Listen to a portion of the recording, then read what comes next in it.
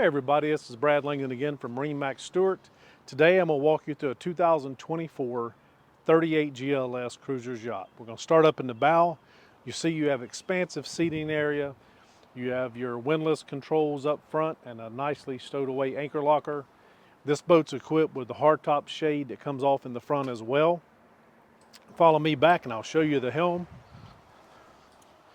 You see you have a very expansive wet bar here. As you come back on the helm area, you have a large cabin, sleeps 2 people comfortably. Then you can see your helm area here with your tilt wheel, your joystick, your 2 Simrad displays. This boat's got helm AC.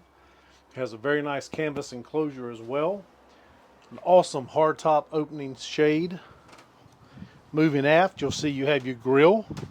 You have your refrigerator here, another wet bar area. Stadium seating out back of the helm area. Sea deck on the flooring.